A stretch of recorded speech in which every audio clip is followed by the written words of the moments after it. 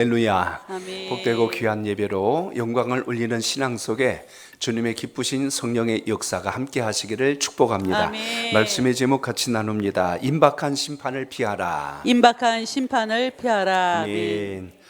오늘부터 이제 요엘서를 같이 여러분과 같이 나누겠습니다. 길지 않은 장이긴 한데요. 이게 이제 호세아서와 같은 맥락이 있다면은 하나님의 백성들의 무지함 그리고 불의함, 하나님을 찾지 않는 것에 대한 징계와 심판의 메시지인데요.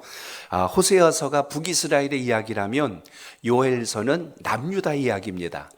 북이스라엘에 호세아 선지자가 있었다면 남유다에는 요엘이란 선지자가 있었다는 이야기예요. 그래서 요엘 선지자를 통하여 남유다에 임하는 하나님의 심판의 경고, 그 메시지를 잘 살피면서 우리가 또한 회복해야 될 신앙의 원리가 무엇인가를 살피는 은혜가 있길 바랍니다. 오늘 내용 속에 보시면 대부분 이제 이 요엘의 예언이 이제 여러 가지 역사적 자료를 살펴보면 주전 약 830년 전 그때로 시기를 잡습니다. 요엘을 가리켜서 주전 약 9세기 정도의 선지자로 통상 이렇게 평을 하고 있습니다. 그래서 지금으로부터 연도를 따진다면 연대기로는 약 한 3000년 전으로 이렇게 거슬러 올라가는 것으로 이제 요엘서를 우리가 통상 이해할 수가 있습니다. 특히 요엘서에서 주목할 수 있는 것은 하나님의 징계와 심판이 아주 무섭도록 강력하게 유다 땅에 임했다는 메시지가 이 요엘서에 담겨 있습니다. 또 반면에 요엘서를 통하여 하나님께서 다시 부흥의 날을 회복시키기를 소망하신다라고 하는 이런 또한 놀라운 메시지가 이 요엘서에 담겨 있습니다. 그러니까 심판과 함께 다시 일으키시는 하나님의 역사, 이 양면성을 잘 우리가 주목할 수 있어야 합니다. 오늘 심판과 고난 속에 있을지라도 절망과 포기와 낙심이 아니라 하나님의 건지심을 바라보고 소망 있는 신앙을 갖는다면 반드시 하나님은 다시 축복의 날개를 달아주시지만 불의한 길을 버리지 않고 끝까지 간다면 하나님의 진멸하심이 아주 무섭도록 임한다. 이게 이제 요엘서에서 발견할 수 있는 부분입니다. 그래서 요엘서에서 지금 첫 장부터 나타나는 게 아주 충격적입니다. 메뚜기 대재앙을 이야기해요. 펄벅의 대지혜라는 그 영화를 보신 분들도 계시고 소설을 읽으신 분들도 계실 겁니다. 거기에 나오는 장면 중에 하나가 메뚜기 떼가 그 모든 농작물들을 쓸어가는 장면이 나오는데요. 그 모습이 마치 참 영상으로도 잘 처리했는데 한 해 농사진 게 순식간에 완전히 그냥 쑥대밭이 돼버리는 걸 보면 이 메뚜기 재앙은 정말 어마어마하게 무섭고 심각한 겁니다. 그래서 오늘 이 본문에서 나타난 이 남유다에 임할 이 메뚜기 재앙은 하나님께서 그들의 곡식을 멸할 뿐만 아니라 하나님을 찾지 못할 만큼 가장 밑바닥까지 내려놓는 사건을 우리에게 보여줍니다. 그렇기 때문에 오늘 이 말씀을 보면서 마치 그것이 마지막 날 종말의 때에 역사될 만한 하나님의 징계의 상징적 모습으로 우리에게 비춰지는 것을 잘 보시면서 우리가 이 시대에 무엇을 가지고 신앙해야 되는가 한번 함께 나눠보고자 합니다. 요엘서의 특징은요, 1절에 보면 딱 요엘이 누군가 짧게 소개하고 바로 본론으로 들어가요. 대부분 우리가 앞에 선지서들을 보면 선지자가 누구의 집안이고 뭐 하는 사람이고 하나님이 어떻게 부르셨더라라고 하는 이 소명까지 자세하게 기록을 하는데요. 요엘서는 이런 거 다 없어요. 그냥 이름 하나 딱 소개하고 바로 본론으로 들어간다는 것입니다. 그래서 오늘 1절에 보시면 요엘서를 이렇게 소개했어요. 1절 보세요. 시작. 부두엘의 아들 요엘에게 임한 여호와의 말씀이라. 아멘. 요엘 나는 선지자요 나에게 하나님이 말씀을 주셨더라. 그런데 요엘이 어떻게 하나님을 만났는지 무슨 사명을 받았는지 설명은 안 돼 있습니다. 그런데 내용을 보니까 그가 이스라엘 백성들을 위로하기 위한 이사야 선지자처럼 위로한 자가 아니라 호세아처럼 사랑의 어떤 선지자의 모습으로 등장하는 것이 아니라 심판과 하나님의 징계에 대한 아주 두렵고 무서운 메시지를 가지고 이스라엘 백성들 앞에 선포하는 내용을 우리가 보게 됩니다. 그래서 오늘 여기 1절을 통해서 볼 수 있는 게 뭐예요? 요엘서를 기록한 사람이 부두엘의 아들 요엘이니라 이거 이야기했고요. 또 하나는 여호와께서 요엘에게 계시를 주신 말씀, 요엘의 생각이 아니고 이것은 하나님의 뜻이다. 오늘 이것이 오늘 내용의 골자를 이루고 있습니다. 요엘서의 시작은요, 질문으로 시작합니다. 어떻게 질문했냐면 나이 든 자들에게 그리고 젊은 자들에게 두 가지 질문을 던지죠. 자, 2절을 보세요. 2절 시작. 늙은 자들아 너희는 이것을 들을지어다. 땅의 모든 주민들아 너희는 귀를 기울일지어다. 너희의 날에나 너희 조상들의 날에 이런 일이 있었느냐. 아멘. 우리 사람들 모아놓고 이렇게 얘기하잖아. 이봐 이거 굉장히 큰일이 났어. 그럼 무슨 일인데 하고 사람들이 귀를 쫑긋해가지고 들으려고 하는 것처럼 요엘은 평이한 문장으로 시작하지 않고 마치 역설적 문장처럼 나이 든 자들이여 내 말을 좀 들어보시오 하고 이야기하는 거예요. 그리고 주민들아 젊은 자들아 내 말을 좀 들어보시오 하고 이야기를 하니까 무슨 얘기를 하려고 저러는 걸까? 라고 이렇게 궁금증을 유발시킵니다. 나이 든 자와 젊은 자를 부르는 이유는 내가 지금부터 할 이야기는 그동안 인생을 많이 살아온 사람들에게서도 듣도 보도 못한 이야기고 젊은 사람들이 세상의 풍조를 많이 들었을지라도 이런 이야기는 들어보지 못한 이야기를 내가 지금부터 하려고 합니다. 이렇게 소문을 연 겁니다. 그러니까 역사적으로 볼 때도 없었던 일, 그리고 그러니까 이스라엘 땅에 이런 일이 없었다는 거예요. 과거 애굽에 메뚜기 재앙은 있을진 몰라도 이스라엘 백성들에게 과거에 이런 일은 한 번도 없었던 일이 벌어진다는 거예요. 그리고 젊은 자들이요, 우리가 살고 있는 이 땅 주변 어느 나라에도 이런 일이 있었는가 한번 잘 살펴보시오 하면서 시작했다는 것입니다. 그래서 오늘 2절의 말씀을 통하여 우리가 볼 수 있는 것은 모든 일에는 하나님의 뜻과 섭리가 흐르고 있다라는 것을 우리의 삶 속에서 기억하시길 바랍니다. 그러니까 인생에는 우연이라는 게 없어요. 반드시 거기에는 하나님의 뜻이 있고 계획이 있고 하나님이 우리에게 깨닫게 하시는 영적인 사인이 있다는 겁니다. 이걸 깨닫는 사람이 있고 모르고 지나가는 인생이 있을 뿐입니다. 이스라엘 백성들에게 지금 그 하나님의 영적인 섭리를 보여주시는 내용이라는 거예요. 노인들에게 지금까지 살아오면서 이런 일에 대해서 들어본 적이 있느냐 물은 겁니다. 그 땅에 사는 주민들아 그대들이 여러 나라들에서 이런 일들이 일어났는지 들어본 적이 있느냐, 지금 이렇게 시작했다는 겁니다. 이런 일이 어떤 일이에요? 오늘 바로 다음에 소개되는 유다 땅에 임하는 이 메뚜기 떼 재앙이에요. 엄청난 메뚜기 떼가 유다 땅을 휙 휩쓸고 지나가 버리면 그 농사했던 모든 것이 일순간에 잿더미가 돼버리고 완전히 그냥 황폐돼 버리는 이 상황을 지금 이야기합니다. 그래서 요엘이 이야기하는 거예요. 너희는 이것을 들을지어다 라고 시작합니다. 너희는 귀를 기울일지어다. 이 말은 경청해서 잘 들어야 된다. 그냥 귀뚱으로 들으면 안 된다. 이거 잘 들어야 된다라고 아주 집중을 시켜놓고 이야기를 시작합니다. 그의 촉구하는 내용을 보니까 하나님의 진노하심으로 인한 심판의 메시지인데요, 메뚜기가 몰려온 다음에 그 모습을 이렇게 표현합니다. 팥중이가 먹고 나면 느치가 먹고 나면 황충이 먹는다고 했는데요, 이게 메뚜기가 점점 성장해 나가는 모습을 묘사한 게 오늘 본문 속에 등장합니다. 다 똑같이 메뚜기인데 조그만 게 있고 조금 큰 게 있고 더 큰 게 있고 성충이 된 메뚜기도 있더라. 그들이 몇 차례에 걸쳐서 이걸 다 쓸어간다. 지금 그렇게 이야기하는 것이 오늘 본문 속에 나옵니다. 우리의 정서로만 생각한다면 아직 우리는 이런 엄청난 재앙을 느낌이 잘 안 옵니다. 또 당시 근동 지역에서 메뚜기 떼가 이렇게 지나간다면 설마 그게 무서울까 하지만 요엘이 설명하는 내용만 들어도 간담이 서늘할 정도예요. 왜냐하면 그 메뚜기 떼가 지나가면서 그 모든 곡식들을 다 갉아먹는데 그 표현을 뭐라고 했냐면 6절에 보니까 그 이빨이 사자의 이빨 같대요. 그리고 심지어 그 어금니는 암사슴의 어금니와 같다. 이 사자가요, 사냥감을 물어오잖아요. 살을 씹어버리면 뼈까지 끊어버립니다. 이빨의 힘이 엄청나게 강한 건데, 메뚜기가 씹는다고 사실 무슨 그 정도나 되겠어요. 근데 요엘이 지금 설명하는 건 수많은 메뚜기 떼가 지나가면 이런 일이 벌어진다. 지금 그 이야기를 하고 있는 겁니다. 우리 정서로 생각한다면 사실 그게 뭐 대수입니까? 곡식 없으면 그 메뚜기 잡아먹으면 될 거 아닙니까? 이 생각을 할 수도 있다는 이야기예요. 실제로 여러분, 우리 민족은 과거에 먹고 살기 힘든 시대를 겪어왔기 때문에 과거에는 눈에 띄면 다 먹을 거로 만들어버리는 놀라운 재주가 있잖아요. 아시죠? 우리 어렸을 때 먹었던 거 생각나세요? 가만히 제가 생각해 봤어요. 방학 때 시골, 요맘때, 가을 때, 추석 때 가고 그러면 이제 그 명절 때 내려가면 막 이제 추수 때 돼가, 그때는 지금처럼 곡식, 지금보다 빨리 익었잖아요. 그래서 걷어들이고 나면, 야, 그때는 거짓말 하나 제가 안 보태고 이만한 방학개비 같은 게 뛰어다녔어요. 그래서 저 할 일은 벼 베는 게 아니고 방학개비 잡으러 다녔어요.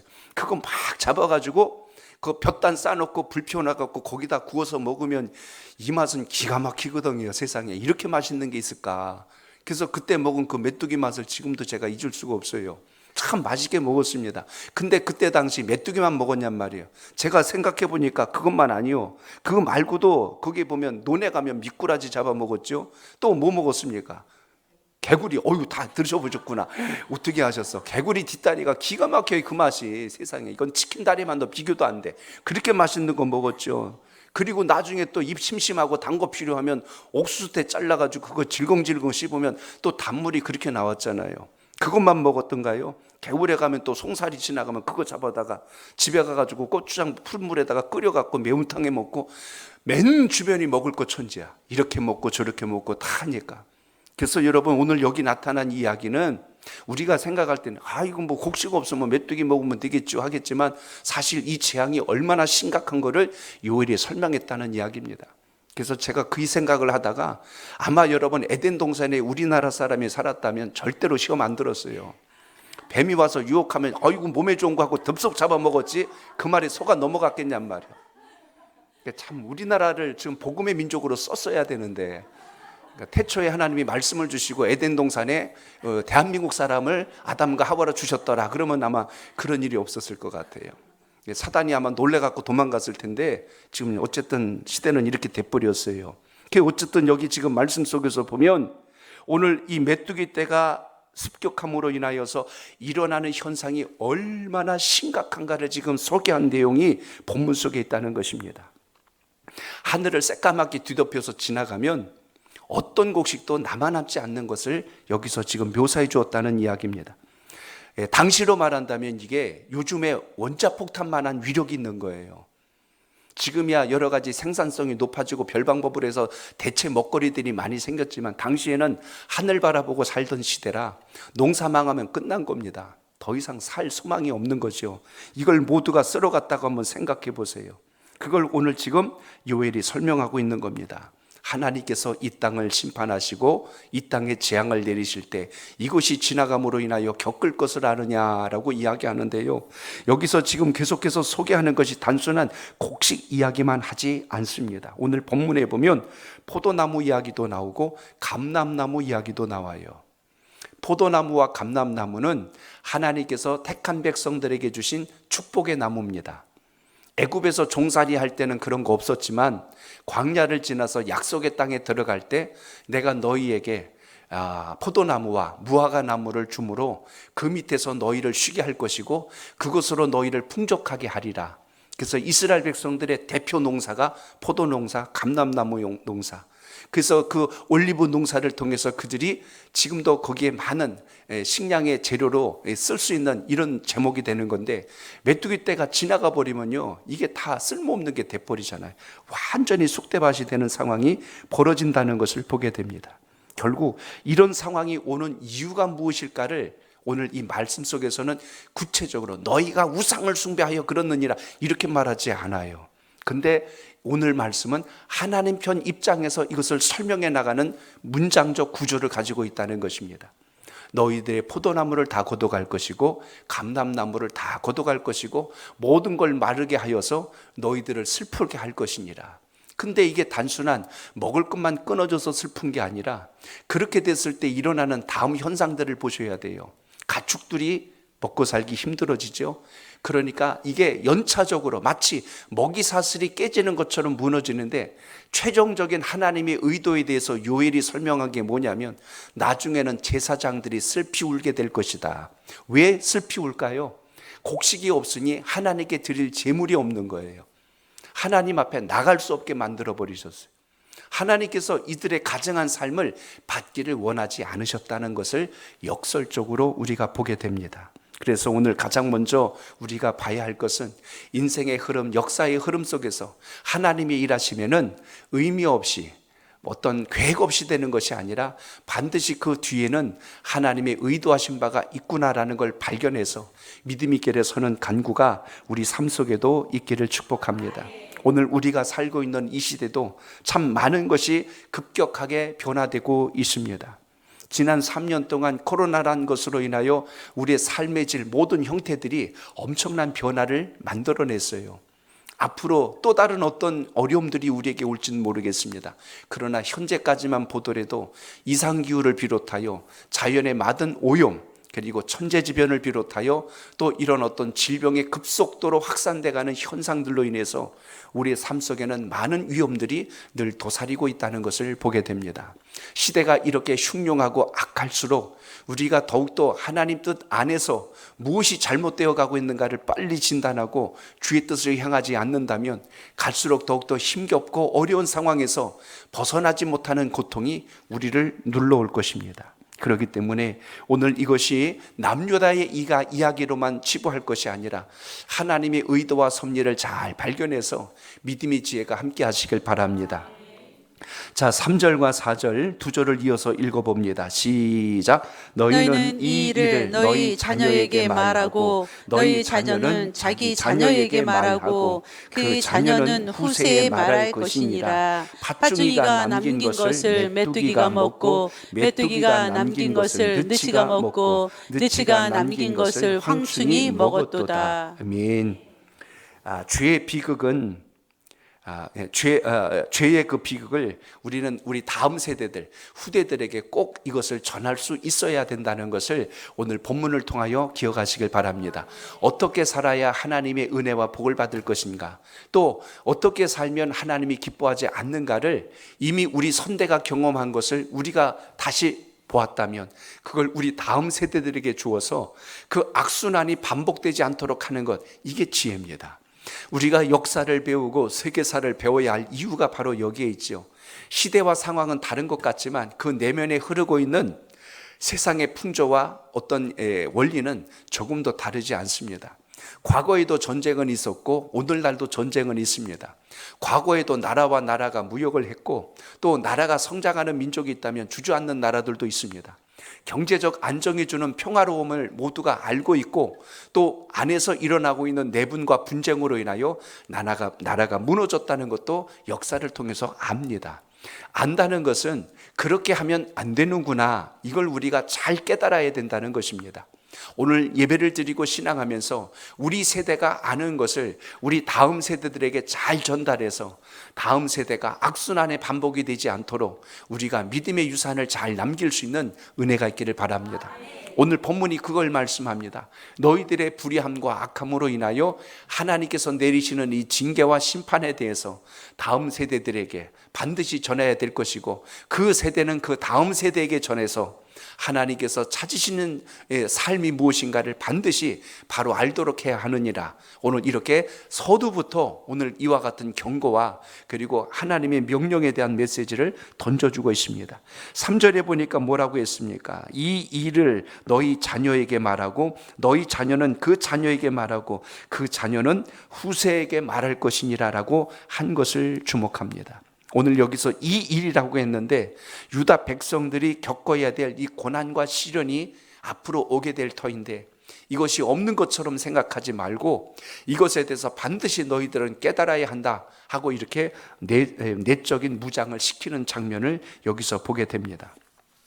이 근동 지역에는요, 통계자를 이렇게 봤는데 약 한 80여 종의 메뚜기들이 있다고 해요. 그 중에 이제 가장 사납고 무서운 메뚜기들이 있는데 이제 뭐 팥종이, 그다음에 느부, 오늘 황충이라고 지금 소개했는데요. 이런 메뚜기들은 거의 곡식을 갉아먹는데 아무리 농사를 잘 지어놨어도 한번 지나가면 완전히 열매, 잎사귀 할 것 없이 사글이 갉아먹기 때문에 나만하는 것이 없을 정도로 굉장히 강하다는 것입니다. 이 팥종이라는 단어를 원문에서 찾아봤어요. 그랬더니 이 별명이 뭐냐면 우리 영어로 말하면 커터라는 별명을 가지고 있어요. 커터 아시죠? 잘라낸다, 이런 뜻을 가졌는데 그 입으로 끊어내는 힘이 얼마나 강했으면 그 의미를 그렇게 사용했을까? 마치 절단기처럼 뭐든지 그 입으로 갖다 대면 다 끊어내고 잘라버린다는 거예요. 그러니까 못 쓰게 만드는 그런 입술의 권세를 가졌다는 것을 여기서 보게 됩니다. 그래서 오늘 이 팥중이를 소개하면서 지금 4대를 언급했어요.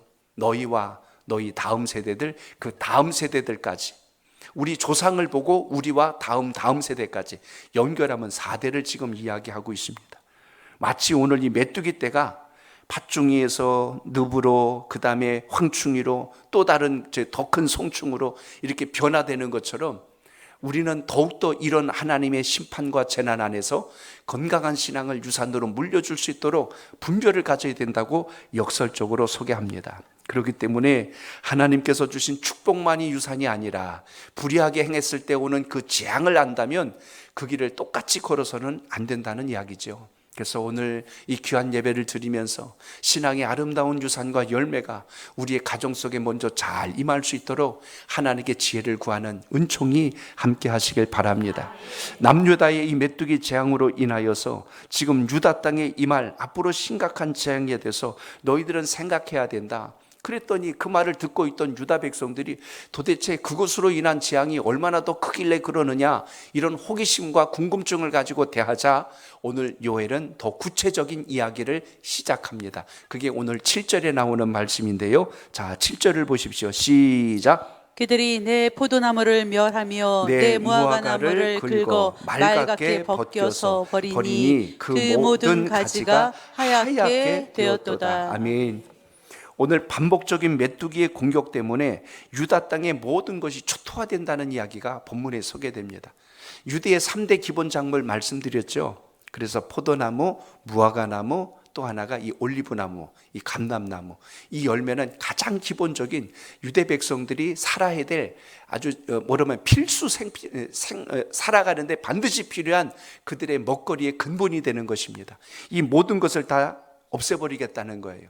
좀 전에 말씀드린 것처럼 하나님께서 가나안 땅에 들어가는 이스라엘 백성들에게 축복하실 때 너희를 포도나무와 무화과 밑에서 내가 쉬게 하리라, 이렇게 하나님께서 표현하셨어요. 그 말은 그 땅에 이것을 풍성하게 해주리라 라는 하나님의 어떤 축복의 말씀이었죠. 또 한 가지는 내가 너희를 평강 가운데 지킬 뿐만 아니라 풍성한 삶을 누리게 해줄 것이니라. 이미 하나님은 복을 다 약속해 주셨어요. 그런데 전제 조건이 있었죠. 여호와 하나님만 바라보고 마음과 뜻과 힘을 다하여 하나님을 섬기라는 약속의 말씀이에요. 근데 이스라엘 백성들이 이 귀한 것을 잃어버렸어요. 포도가 열리는 걸 당연히 여겼고, 무화과 열매가 맺히는 걸 당연히 여겼고, 감람나무에 올리브가 맺히는 것을 당연히 여겼어요. 여기서 이 당연하다는 말이 얼마나 무서운가를 잘 기억할 수 있어야 합니다. 오늘날 우리가 드리고 있는 이 예배가 당연한 것이 아니라 감사가 되시길 축복합니다. 당연해지기 시작하면 귀함을 몰라요. 우리가 주일 송수하는 일이 얼마나 복된 일인지, 예배 드릴 수 있는 특권을 누리는 게 얼마나 귀한지, 사람은 언제 귀함을 아냐며 없을 때 알아요. 물이 없을 때 물의 귀함을 알고, 공기가 오염되면 우리 공기의 귀함을 알게 되고, 옛날에 진짜 20년 이상 전만 해도요, 물을 사 먹는다는 건 상상도 못했어요. 아니 무슨 봉이 김선달이 또 나타났을까 싶어서 아니 물을 그냥 먹으면 되는데요. 저 중학교 고등학교 때 그냥 수도꼭지에 입 대고 먹었어요. 그렇게 먹어도 별 문제 없었고, 뭐 한강 가서 뭐 수영한다는 거는 그냥 그 서울에 사는 사람들은 다 그렇게 한다고 일반적으로 다 알고 지냈고, 어딜 가든지 물 깨끗해서 놀고 뭐 헤엄치고 하는 건 자연스러운 일들이었는데, 이제는 어디 한 군데 제대로 갈 수가 없는 이런 세상이 됐습니다. 무엇 하나 제대로 먹을 수 없는 이런 험한 세상이 돼버릴 줄 누가 알았겠어요. 숨 한 번 제대로 쉬기도 쉽지 않고, 물 한 모금 제대로 입에 대는 것도 이렇게 어려울 줄 누가 알았겠어요. 그래서 이제 뭐 정수기가 나오고, 또 지하수를 개발해서 생수가 나오고, 야, 옛날 사람들이 만약에 이거 봤다면 야, 미쳤다, 누가 이런 걸 갖다 파냐. 그런데 지금 미친 게 아니라 이게 제정신이 되는 세상이 돼버렸잖아요. 당시로 말한다면 하나님께서 주시는 포도가 당연한 줄 알았어요. 무화과 열매가 당연한 줄 알았어요. 근데 메뚜기 때가 지나가고 나니까 야, 이게 당연한 게 아니었구나. 그때서 그들은 깨닫게 됩니다.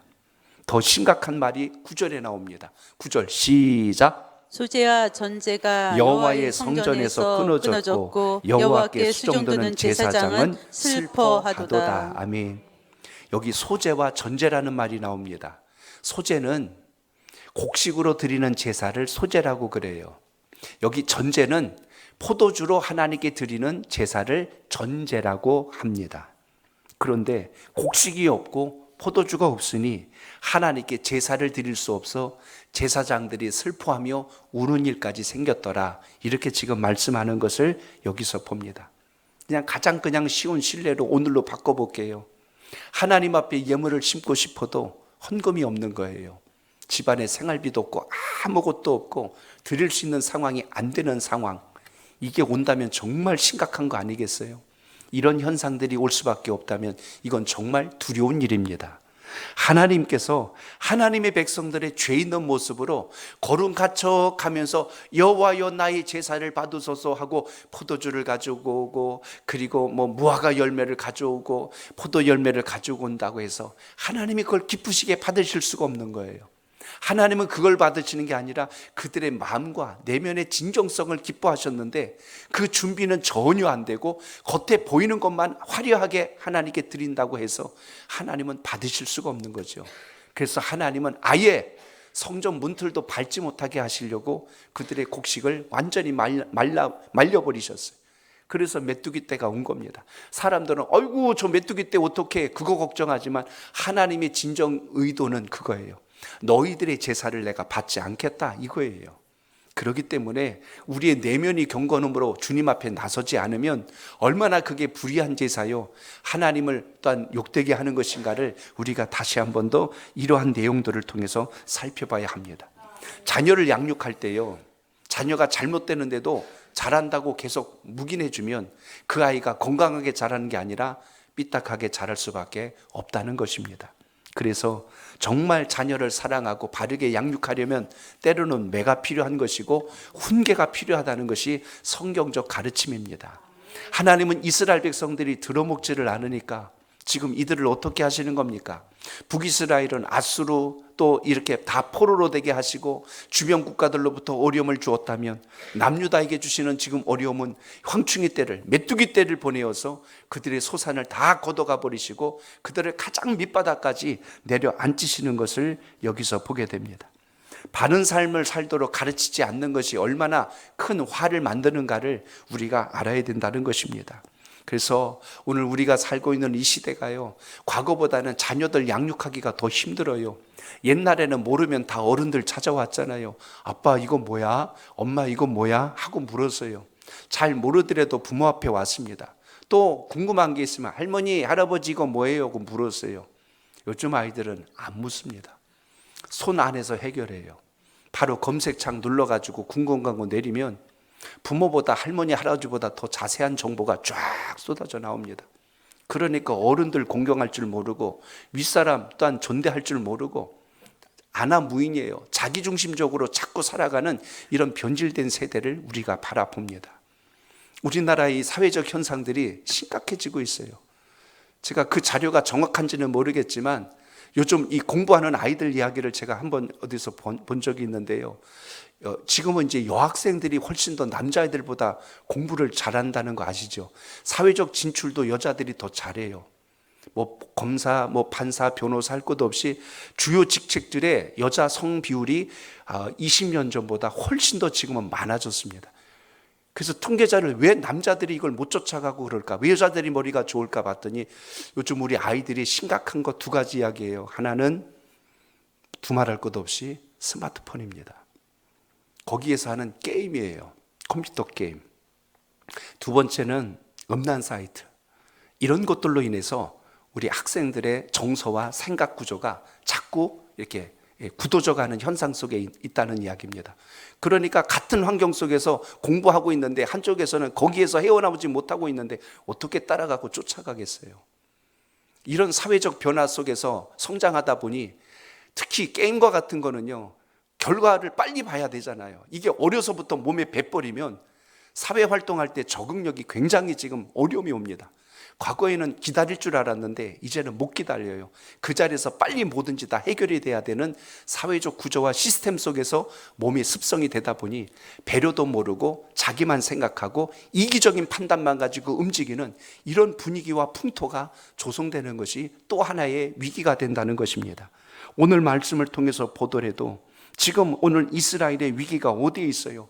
하나님의 뜻과 하나님의 진리를 전하여도 그것을 따라 행하지도 아니하며 자녀들에게 가르치지도 아니하며 이렇게 되다 보니 뭘만 답습하겠어요? 불신앙, 불순종, 우상숭배, 이게 계속 대대로 흘러내려가니 다음 세대들이 무슨 희망을 갖고 일어서겠습니까? 결국 오늘 우리는 이 대목에서 또 한 가지 주목해야 될 게 있습니다. 하나님께서 우리에게 원하시는 것이 무엇일까? 불의한 것의 끝은 결코 아름답지 않다는 것을 반드시 전해야 된다는 이야기입니다. 6.25를 겪은 세대는요, 공산당하면 치를 떨어요. 우리나라가 다시는 이와 같은 일에 있어서는 안 된다.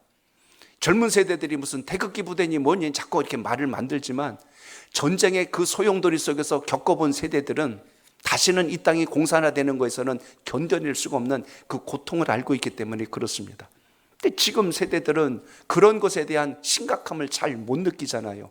그러니까 뭐 그냥 같이 하나 되면 좋은 거 아니냐, 뭐가 됐든지 그냥 하나 되면 좋은 거 아니냐, 이런 논리를 가지고 접근하다 보니 결국은 사상과 이념이 섞여져 버리고 혼란해지고 이런 어떤 국론이 자꾸 분열되는 이런 현상들이 올 수밖에 없다는 것입니다. 오늘 본문을 통해서 기억하십시오. 하나님께서 우리에게 말씀하신 것은 주님의 뜻을 따라 사는 것이 왜 복인가를 우리를 포함하여 우리 자녀들 세대에게도 전할 수 있는 이 은혜가 있기를 바랍니다. 그래서 교회 공동체도 책임이 있어요. 교회도 교회 학교를 통해서 또 예배를 통해서 이 사회를 어떻게 하나님이 기쁘신 세상을 만들 것인가 늘 기도와 말씀으로 무장해 나가는 은혜가 있기를 축복합니다. 그러므로 오늘 본문에서 우리에게 말씀한 요엘의 외침은 이겁니다. 한번 따라합니다. 하나님을 떠나면 그것이 재앙입니다. 그것이 재앙입니다. 자, 8절을 보십시오. 시작. 너희는 처녀가 어렸을 때에 약혼한 남자로 말미암아 굵은 배로 동이고 애국함같이 할지어다. 아멘.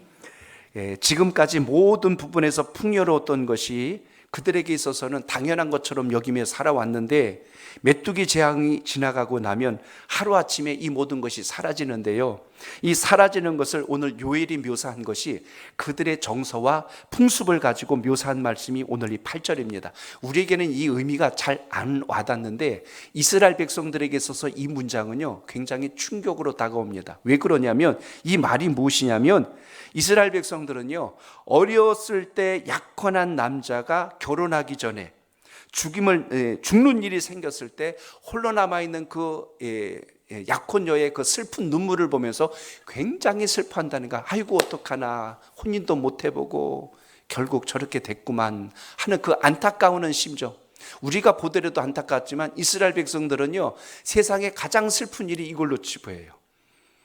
결혼할 사람, 약혼했는데 그 남자가 결혼하지 못하고 세상을 떠남으로 인하여 이제는 결혼하지 못하는 처자의 모습으로 떨어져 있는 그 신세를 보면서 슬퍼하는 그 모습. 요일의 이야기입니다. 너희들의 모습이, 이스라엘의 모습이 지금 이거다. 하나님께서 너희를 애굽에서 건지시고 광야를 지나 약속의 땅에서 오늘까지 이끌어 주셨는데 너희가 그 복의 열매를 잘 거두지도 못하고 그 전에 하나님이 싹 걷어가 버리셨으니 너희들이 마치 결혼해야 될 남편 될 사람을 잃어버린 처자와 같이 슬퍼하는 모습과 똑같이 될 것이다. 이렇게 지금 그들이 알 수 있는 모습으로 묘사해 주었다는 것입니다. 결국 인생의 위기가 오고 절망이 왔을 때 우리가 하나님께서 우리에게 요구하시는 것이 뭔가를 잘 발견하는 믿음의 지혜가 항상 살아있기를 축복합니다. 그러므로 재앙에 대한 오늘 요엘 선지자의 이야기는 파멸도 아니고 심판의 이야기가 아니라 하나님 앞에 너희들이 빨리 돌아와야 된다는 경각심을 주기 위한 회개를 위한 유도였다는 것을 우리가 이 요엘서를 통해서 보시기 바랍니다. 그러니까 앞부분만 보면 아이고 하나님께서 메뚜기 재앙을 내리신데 하나님은 벌 주시는 분이신가 봐, 그 이야기가 아니라는 거예요. 이러한 재앙이 왜 오는가를 너희는 알고 돌아와야 하느니라. 돌아온 자들에게 주시는 그 복을 너희는 누려야 된다는 이 관점에서 이 말씀을 주셨다면 오늘도 우리는 생명의 말씀을 통하여 믿음의 회복, 예배 회복 하나님께 다시 한 번 더 구하는 지혜가 있길 바랍니다. 오늘 우리가 나름대로 하나님 앞에 최선을 다한다 하지만 그게 나의 나름대로가 아니라 주님의 말씀대로 최선을 다할 때 진짜 복이 된다는 걸 기억하셔서 여러분의 신앙을 다시 한 번 더 재점검하시길 바랍니다. 부서지고 깨지고 사고 난 다음에 수리하려면 굉장히 어려워요. 그러나 사전에 예방하고 사전에 그것을 잘 정비한다면 큰 화를 막을 수 있는 것처럼 우리 신앙도 늘 돌아볼 수 있는 지혜가 여러분 삶 속에 있기를 바랍니다. 하나님은 우리에게 모든 것을 주셔서 선물로 주시고 은혜로 주셨는데 우리는 그렇게 받은 것을 당연한 것처럼 여기다가 신앙의 나태함, 방종으로 가다가 결국 무너지는 일이 올 수 있다는 걸 생각하시고 하나님 주신 지혜가 여러분 삶 속에 있기를 바랍니다. 말씀을 준비하면서 어느 글을 하나 봤어요. 굉장한 부자 이야기가 소개된 것을 봤습니다. 이 사람은 사회적 명예도 굉장히 높았고 지위도 높은 사람이에요. 돈도 어마어마하게 많은 사람이에요. 그가 어느 날 대학교에서 특강을 한다고 해서 많은 학생들이 몰려왔답니다. 따로 이것이 녹화돼서 보도되는 게 아니라 현장에서만 특강을 하고 마친다고 하니까 이분을 만나려고 많은 학생들이 대강당으로 모여들었어요. 기자들도 모여들었습니다. 평소에 만나고 싶어 했던 사람이 오늘 그런 특강을 한다고 하니까 얼마나 궁금하겠어요. 도대체 뭐 때문에 저렇게 부자가 됐을까? 어떻게 저렇게 유명한 자가 됐을까? 모두가 궁금해서 몰려왔답니다. 사람들이 강당에 다 모여서 귀를 쫑긋 세우고 들으려고 하니까 이제 이 부자인 이 사람이 이렇게 이야기를 시작하더래요. 뒤에 보이는 칠판에다가 크게 글씨를 하나 쓰더랍니다. 1000억 1, 찍고 공 땡땡땡 치고 억이란 글자를 딱 써서 보여주더래. 그래서 저게 무슨 말일까라고 이야기합니다. 그러면서 이렇게 얘기해요. 제가 가지고 있는 재산을 아마 금전적으로 환산하면 이것보다는 많을 겁니다 하고 이야기를 시작하더래요. 모두 와 그러면서 쳐다봤겠지요. 그리고 이렇게 얘기했습니다. 여러분 제가 부럽습니까? 라고 했더니 네 하고 모두 이야기를 했어요. 그때 이 강사는 이렇게 이야기를 시작합니다. 지금부터 이런 성공을 거두려면 어떻게 해야 되는지 제가 강의를 시작하겠습니다. 여기 1000억 중에서 맨 끝에 붙어 있는 첫 번째 0, 이걸 우리는 명예라고 합니다. 두 번째 동그라미가 있는데 이걸 높은 지위, 권세라고도 합니다. 세 번째 동그라미, 이것을 우리는 돈이라고 합니다. 이것들이 우리 인생엔 다 필요한 것입니다. 그런데 그 앞에 붙어 있는 또 하나의 숫자 1이 있습니다. 이 뜻을 여러분이 아시길 바랍니다 하고 강의를 시작했답니다. 그 1을 설명합니다. 이 1은 하나님입니다 라고 이야기를 하는 거예요. 만약 앞에 있는 이 일자 요걸 빼버리면 어떻게 됩니까? 000만 남으니까 아무것도 아니란 뜻이 되잖아요. 그런데 그 일 하나가 붙어 있으므로 명예도 권세도 물질도 모든 게 가치 있는 것이 되는 것처럼 이 모든 것의 출발이 하나님으로부터 시작되지 않는다면 명예도 지위도 돈도 사실 다 필요가 없는 것이 됩니다 라고 이렇게 전하는 글을 보았습니다. 아주 쉽게 이해하도록 전한 이야기가 아닐까 저는 생각해 봤습니다. 인생을 살며 모든 사람들이 물질을 쫓고 명예를 쫓고 권력을 쫓습니다. 그러나 이 모든 것이 위로부터 온 하나님의 것이라는 것을 잊는 순간 모든 것이 탐욕으로 변질돼 버려서 그 끝과 열매는 결코 아름답지 않다는 것을 우리가 생각해 볼 수 있어야 합니다. 그렇기 때문에 오늘 우리는 인생을 살면서 다시 한 번 더 기억해야 될 것, 하나님께서 은혜를 거두실 때 어떤 일이 생기는가. 10절부터 12절까지 보면 정말 슬픈 문장들이 그대로 다 연결되어 있어요. 그 안에 나오는 단어들을 보면 말랐다라는 말이 나옵니다. 또 하나는 없어졌다는 말이 나오고 또 하나는 시들었다라는 말이 나옵니다. 그리고 마지막에는 즐거움까지 말라버렸대요. 자, 10절로부터 끝으로 우리 12절까지 읽어봅니다. 시작. 밭이 황무하고 토지가 마르니 곡식이 떨어지며 새 포도주가 말랐고 기름이 다하였도다. 농부들아 너희는 부끄러워할지어다. 포도원을 가꾸는 자들아 곡할지어다. 이는 밀과 보리 때문이라. 밭의 소산이 다 없어졌음이로다. 포도나무가 시들었고 무화과나무가 말랐으며 석류나무와 대추나무와 사과나무와 밭의 모든 나무가 다 시들었으니 이러므로 사람의 즐거움이 말랐도다. 아멘. 요엘 선지자는 마지막에 이 한 단어를 소개하려고 앞에 마르고 시든 이야기를 다 소개합니다. 인생의 정말 비극은 무엇이냐면 포도나무와 무화과나무와 감람나무와 사과나무와 밭의 소산들이 시드는 것보다 더 심각한 것은 맨 마지막 사람의 즐거움이 말랐다는 거예요. 인생의 즐거움과 행복이 말라버리면 아무리 내 삶이 윤택하고 많은 걸 소유한 것 같아도 그게 진정한 복이 될 수가 없다는 것입니다. 우리의 삶 속에 진정한 기쁨을 주시는 분이 주님이라면 그로 인하여서 우리의 모든 범사를 이끌어 가시는 하나님 앞에 결단하는 신앙이 여러분에게 있기를 축복합니다. 오늘 우리 하나님께서 기쁨의 근원이 되신다면, 하나님이 기뻐하시는 것이 무엇인가를 발견한다면 결코 우리 영혼의 샘은 마르지 않을 것입니다. 그러나 그 하나님을 떠나는 순간 우리 인생엔 고난과 광야와 같은 척박한 땅에서 모든 게 시들고 말라버릴 수밖에 없다는 것을 기억하시고 그 은혜가 여러분 속에 있기를 바랍니다. 자, 이제 이것을 제가 예배로 바꿉니다.